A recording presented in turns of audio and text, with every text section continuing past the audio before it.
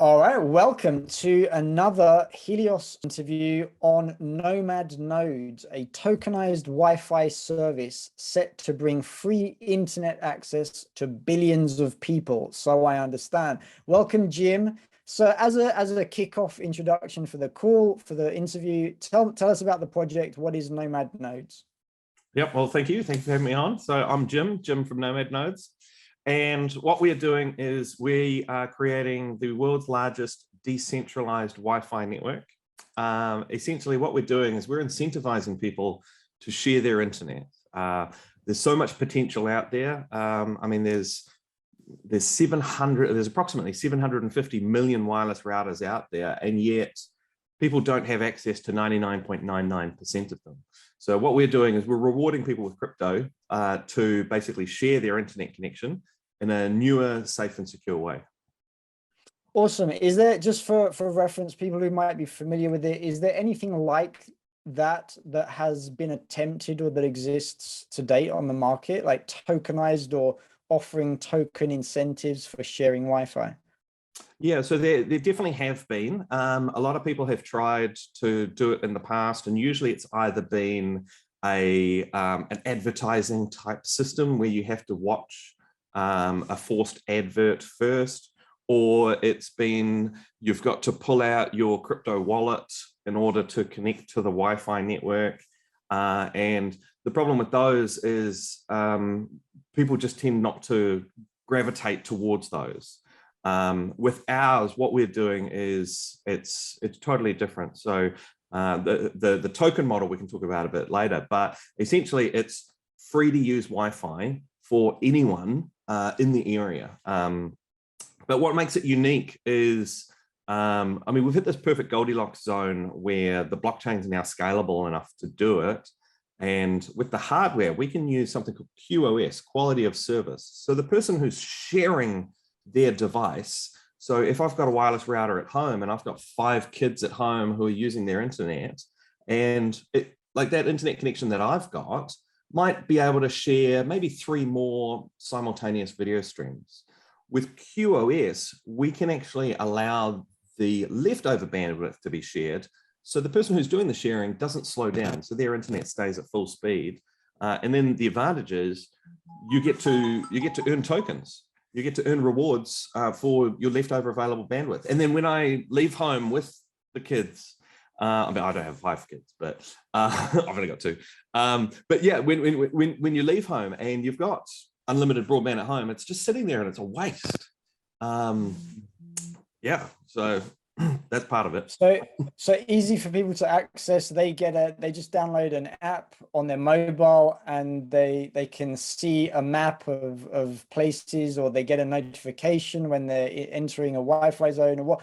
Tell us a little bit about the user experience. Yep. So from a user goes, they don't have to download our app. The advantage of downloading our app is they will have a map, and the map works both online and offline. But you could just be at a coffee shop and you just pull out your phone and you go, oh, hey, there's a free Wi-Fi hotspot.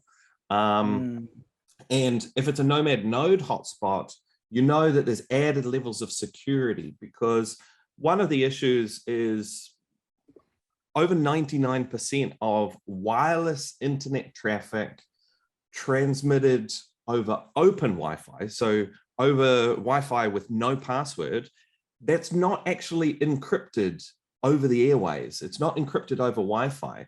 So there's a reason why we all have passwords on our routers, and we know, hey, if you get a router, you put a password on it to make it secure. So what we're doing is we're mixing the advantages of open Wi-Fi with the advantages of closed Wi-Fi by bringing blockchain to the party. So we're actually bringing a third option to a 20-year-old binary system. So yeah, the advantage is you just come along and it's just like connecting to any other normal hotspot, but added advantages as far as security goes. And the person who's doing the sharing, basically they're eligible to earn rewards. All right, so let's say like people generally understand, okay, free hotspot, free Wi-Fi. You're mentioning something about security. You've mentioned something about speed or capacity, because it's if I own the Wi-Fi unit, then I get the best service possible, and then anything that's extra beyond what I'm using for myself, that is then available for other people to make use of. So you're ticking quite a few boxes there. People understand Wi-Fi. Getting a hotspot is difficult. They either don't work, they're too slow, they're unreliable, they're insecure. You've kind of already touched on that spectrum of things. So let's move on the conversation. As a Web3 founder, what challenges are there in this project like specifically, or just generally that you can see as a Web3 founder you've experienced so far? Yeah, so I find, I mean, there's always challenges along the way, and at the moment we're still working on our beta. So we've built out our MVP. We've done provisional patenting. So I mean, it's amazing. Like anyone who's founded a business, I've got massive respect for them, you know, because you've got to be the jack of all trades at different times and masters of so many different components. So yeah, the challenges, okay, so far look like nothing compared to what's next in front of you. So, and in fact, what's next in front of us? So, like our biggest challenge at the moment, we're going out for funding, but then also what we want to do is we want to create a community. We want to basically start focusing on that, because we've been very good at proving the concept, getting the documentation, starting to create it, and yeah, we are now at the point where we want to start expanding our reach, basically getting the word out so that more people can basically put their hand up and say, hey, yes, I'm a cybersecurity in that aspect, and I want to pick a little hole in that tiny little part there. And we've already been doing that. Like we've put our hand up and said, hey, start beating this to crap, and you know, tell us what your concerns are. But yeah, like the challenges are, there's a new challenge every day, really. So you've got not just the challenges of a traditional business, you've also got cybersecurity, because that's the product area that you're in, and then you've also got the challenge of Web3 at the same time, right? You mentioned tokenomics earlier. Let's talk about roadmap, growth plans, investability, tokenomics, that kind of mix of things. Yep. So one thing I'm not sure if I've touched on this call is, so what we're doing, but like the way that we're doing it is we are developing custom firmware for wireless routers. So what firmware is software that runs on a wireless router. So your normal wireless router at home, it runs custom software to actually do anything. It is a computer. A wireless router is a computer. And so our firmware is going to install on normal off-the-shelf Wi-Fi 6 wireless routers, Wi-Fi 6 and Wi-Fi 6E, and then when Wi-Fi 7 comes out, we're going to go for those. So what we're doing is we're developing that. So it's not just the blockchain experts and the cybersecurity experts, but it's also the firmware experts as well. So people who have worked on open firmware projects, DDWRT, OpenWRT, those sorts of things. Yeah, at the moment we're expanding our team, but in order to expand our team, we need a bit more money in the bank. So at the moment we are doing essentially a seed round, and very soon we're also looking to do an NFT launch. And the NFT will be a utility-based NFT. So, well, it's planned to be. So that way you could actually get a reward multiplier. Because I mean, a lot of people come to us and say, oh, you know, are you guys like Helium? And it's like, well, yeah, we're very similar. So Helium is a decentralized wireless network, which is rewarding people in crypto, but they don't share out their network for free. You know, basically people have to connect to it, but in order to connect to it, they've got to burn tokens. We want our network, our Wi-Fi network, to be forever free. And I can touch on the tokenomics soon. But yeah, we want the barrier to entry for access to the internet to basically be nothing. Because currently there's 2.9 billion people who don't have access to the internet, and yet access to the internet is considered a human right. So yeah, like we plan to get our firmware out there, and hopefully the wireless routers will be either ready to go and we'll have hardware agreements with multiple manufacturers, or people can just buy off a compatibility list and just install the firmware themselves. And how difficult is it to install firmware on a Wi-Fi router? Yeah, as long as you can follow instructions, it's easy. You know, it's no different to setting up a normal wireless router, really, or installing a piece of software on a computer. So gotcha. So yeah. so let's just, in a nutshell, like break it down. How close to launch or availability do you think or feel that the project is? Is it still on the drawing boards and you've got to get a whole bunch of engineers to do all sorts of stuff? You know, again, you mentioned cybersecurity, the firmware, the tokenomics stuff. How much coding has been started or gone into the project so far? Our biggest roadblock right now is funding.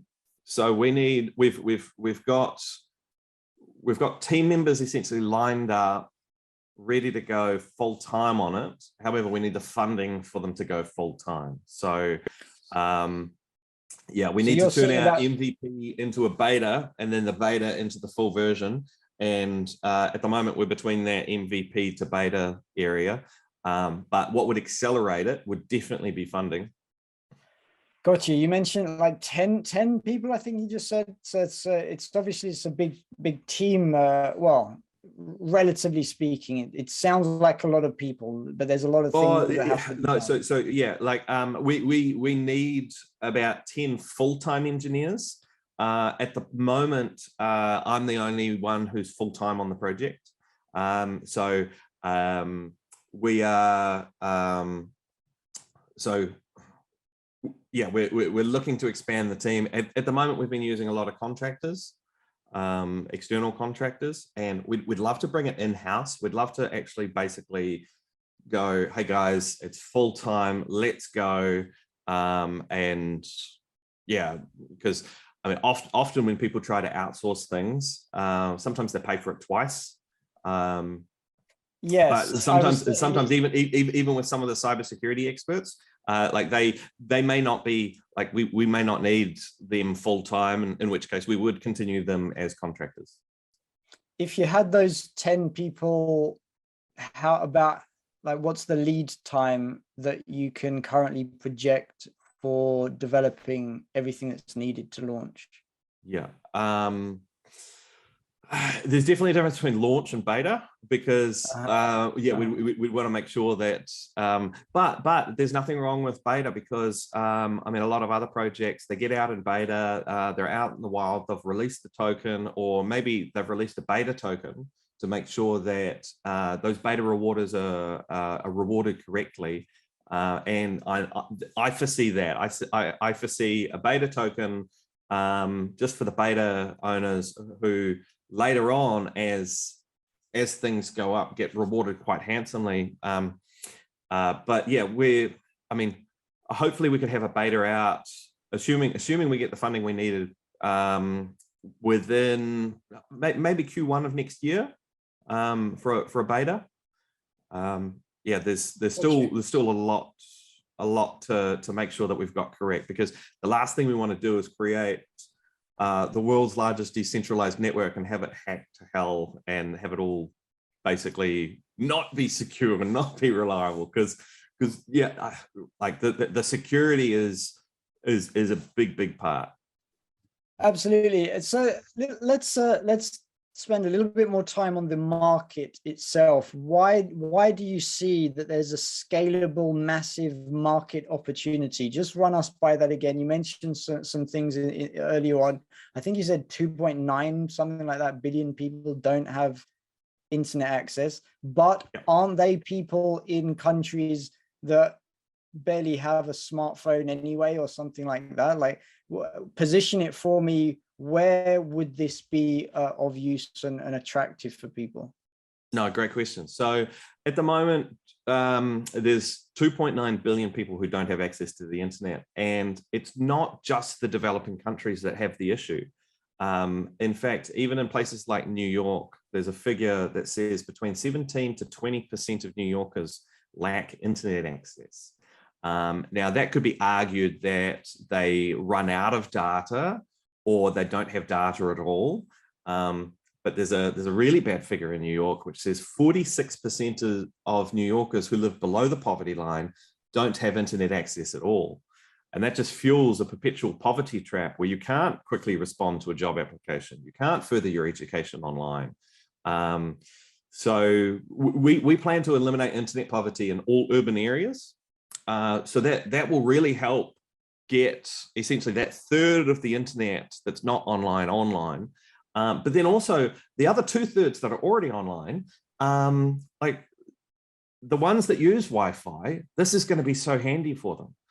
It's going to be handy for the small businesses. It's going to be handy for the teenagers who keep pestering their parents and go, "Dad, can you buy me more data?" And so imagine if everywhere they went, they had free to use Wi-Fi hotspots. They wouldn't be pestering you for this data.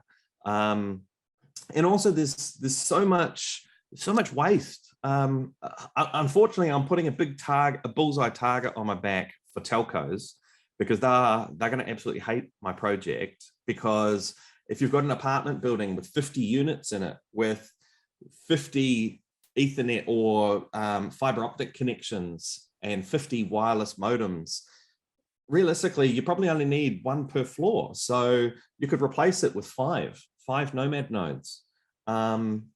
Realistically, a small family could easily run off, like 10 small families could easily run off one good wireless router.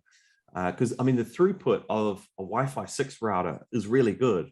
And as long as you're within range of it, I mean, some of the routers, they can easily handle up to 100 connections. So as long as your devices can, as long as your internet connection in behind can handle that, it's not a problem. And I'm just talking residential routers. Proper high-end ones can easily do 256. Some of them do even more. Some of the mesh network ones, it might be 50 simultaneous devices connected per mesh. But yeah, we've basically got the solution for the people who don't have internet. Like, that's our passion. Like we want to really help those people who don't have the internet. But then also we've got something that's very handy to almost everyone else. And we do have. Oh yeah. I can imagine like New York, you're saying a lot of people don't have internet access at all. I can imagine cafes or libraries or just high street shops opening their Wi-Fi, giving that access, because it might bring customers to their door, one thing, but they are earning the token. Correct me where I'm wrong if I got the picture right, but they're earning the token by allowing other people to make use of their Wi-Fi. So they're actually earning tokens which have a financial value at the end of the day as well. Yeah. So the base of the tokenomics is basically, in order to earn rewards, you've got to lock up tokens on a wireless router. What you're doing is you're taking tokens out of the existing supply, locking them up, and then you're eligible for, now, a lot of mining equipment basically does like a proof of stake or a proof of work. Now, we actually are developing a new type of proof because we don't want people to be computating in order to earn rewards. What we want is we want people to be sharing an internet connection to earn rewards.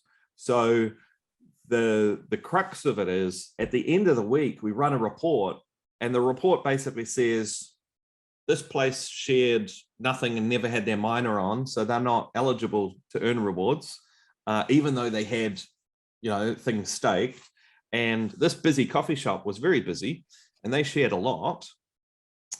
So what we're doing is essentially we're airdropping tokens over wireless routers, and that basically allows people to receive, essentially receive crypto. And we, like, for the cryptos to be worth anything, what we're thinking is about half will be available at the token launch.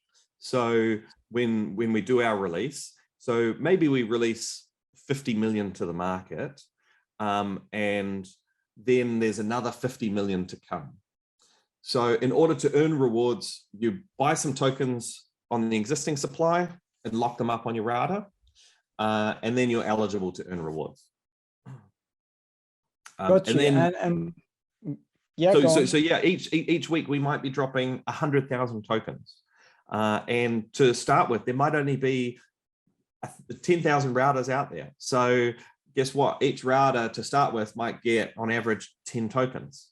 And then when things expand, like we go from 10,000 routers to 100,000 routers, yes, we are only dropping 1 token per router, but in order for those people to earn rewards, they've got to buy some tokens out of the existing supply and lock them up, which reduces the available supply of the current token, which in return hopefully increases the demand and the value of that existing supply. So then later on, when you do get airdrop some tokens, you basically go, oh wow, I've actually earned rewards. And we're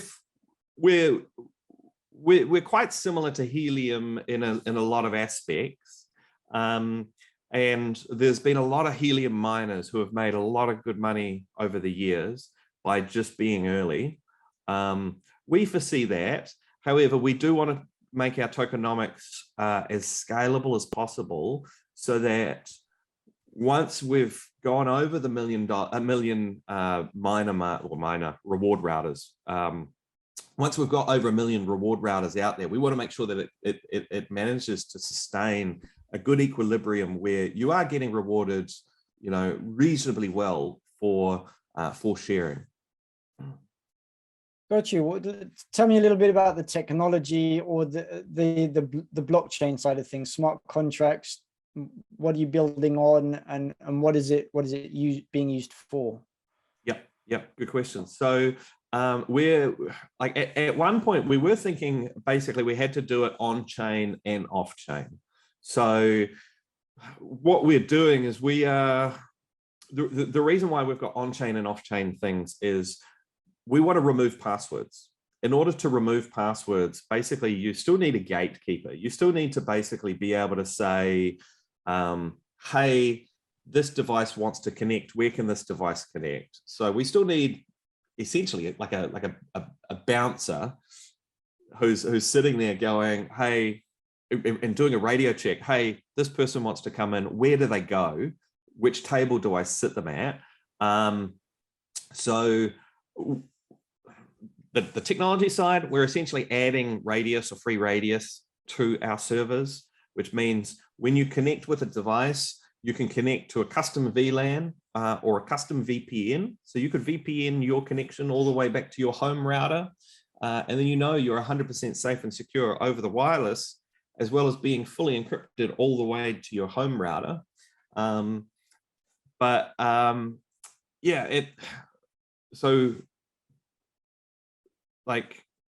We did a lot of researching to find out essentially like whether there was an option to keep it all on chain, and the biggest tick for everything was the EOSIO blockchain, because I mean, the smart contract side of things with the EVMs definitely ticks the box for being able to reward people at the end of the week, creating smart contracts for that sort of thing.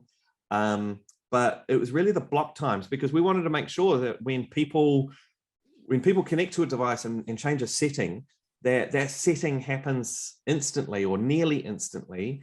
And with EOSIO, you know, with a lot of the chains there, they've got half-second block times.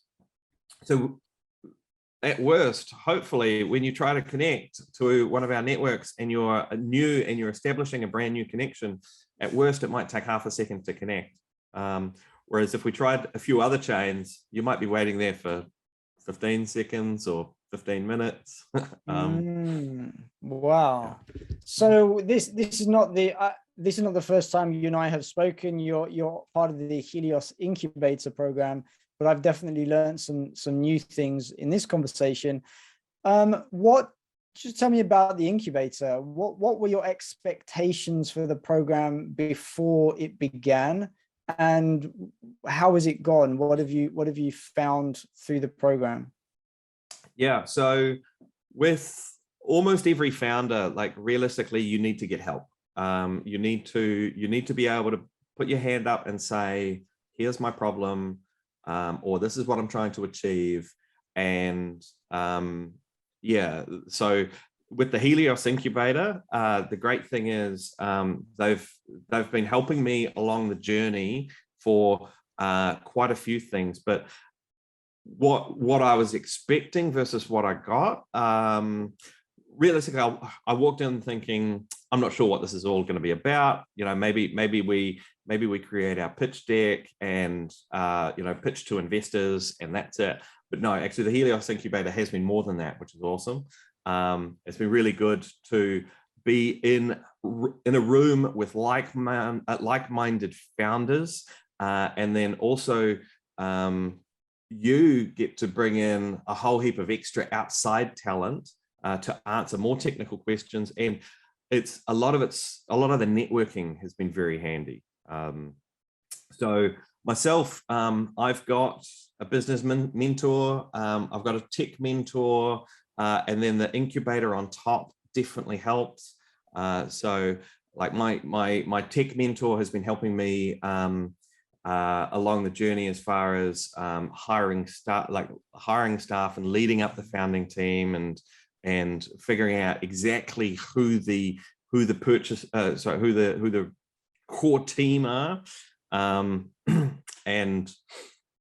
Yeah, my business mentor has been helping me with the business model, and also the Helios incubator has been helping me with that, because the difference between a normal conventional business, because my business mentor, he knows standard conventional businesses, doesn't know a thing of Web3, whereas with having an incubator to help with Web3 and crypto, that it definitely adds an extra layer to that.